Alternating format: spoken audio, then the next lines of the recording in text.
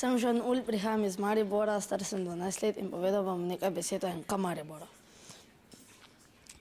NK Maribor je zelo uspešna ekipa in po dveh zaporednih uvrstitvah v Ligo Evropa je prišlo letošnjo pomlad bolj krizno obdobje. Po dveh zaporednih porazih je Predem skupnila le na 8 točk in tako imajo zasledovalci večje možnosti za uspeh in se približati naprej.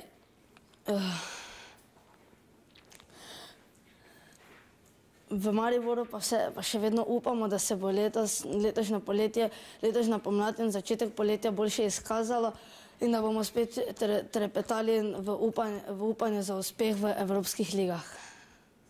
Ok, hvala. Pozdravljeni. Sem Filip Marhelj, star sem 13 let, prihajam iz osnovne šole Bojana Iliha in danes bom imel intervju z prijateljem in sošolcem Gregom. No, Grega, slišal sem, da treniraš judo. Boš nam ti kaj več povedal, kakšen je ta šport? Ja, to je zelo zahteven šport z zelo strogimi pravili. Moraš imeti dosti kondicije in moči. No, ali že imaš kakšne rezultate? Ja, sem regijski prvak in občinski podprvak. Slišal sem, da si omenil pravila. Kakšna pa so ta pri judu? Ja, da se ne smeš braniti, naprimer, vseh 5 minut moraš biti totalno v akciji in če se braniš, naprimer, dobiš kazen ali pa si lahko diskvalificiran. Super. Kakšne pa imate obleke pri judu? Imamo pa posebne kimone, ki so zelo trdne. Pa imate tudi pas ali pa kaj? Ja, imamo. Super. No, Grega, hvala za tvoj čas in želim ti še veliko uspeha. Enako. Ok, nasvidenje. Pozdravljeni, sem Maj Miglar iz Maribora in zelo me zanima nogomet. Včeraj sta se v polfinalu Lige prvakov pomerila münchenski Bayern in katalonski velikan Barcelona. Bayern je zmagal 4-0. Res je, da so na to vplivale sumljive sodniške odločitve, a včeraj sta bili dobra igra in sreča na strani Bavarcev. Prvi gol za Bayern je v 25 minuti zadel Müller. Pozneje je v 49 minuti na 2-0 povišal Mario Gomez. Tretji gol je po zelo sumljivi sodniški odločitvi glavnega sodnika Viktorja Kašaja zabil Arjen Robben. Zadnji gol na tekmi pa je padel po lepi podaji Avstrijca Alabe, v mrežo pa je žogo potisnil Müller.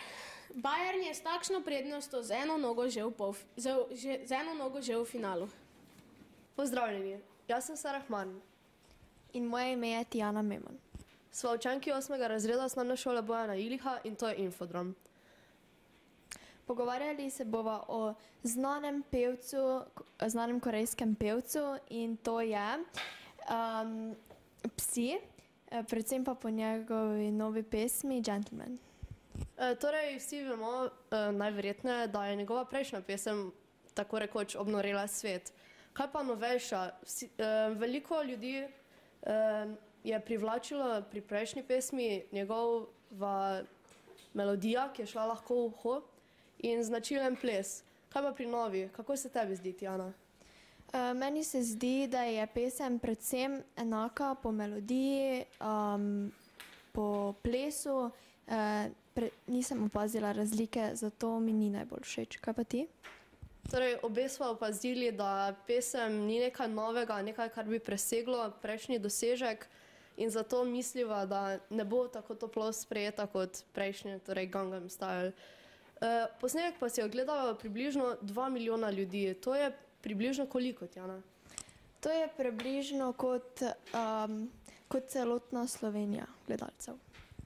Torej, oglejte si pesem še sami. Tako je, in sami presodite, kakšno je mnenje. Če tudi podobno najnemo. Nasvidenje. Nasvidenje.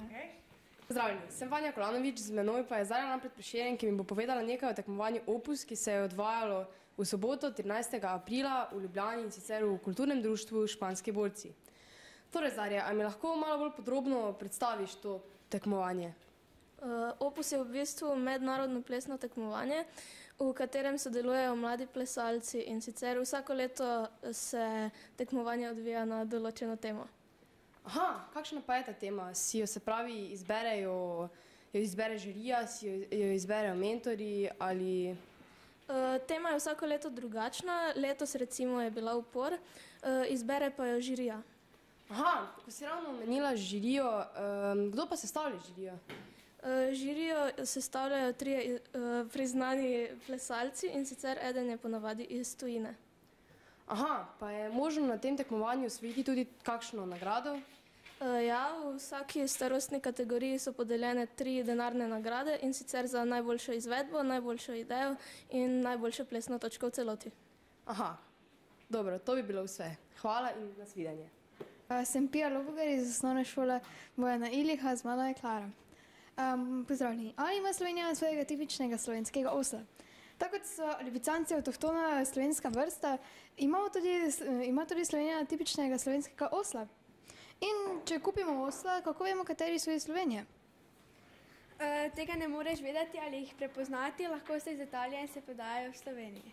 Aha, torej, kako pa potem, slišala sem, da so se odprle raziskave in kdaj bodo rezultati teh raziskav znani? Torej, raziskave so že bile znane prej in čez en mesec bomo pa izvedeli, kdaj bomo dobili svojega slovenskega, tipičnega slovenskega osla.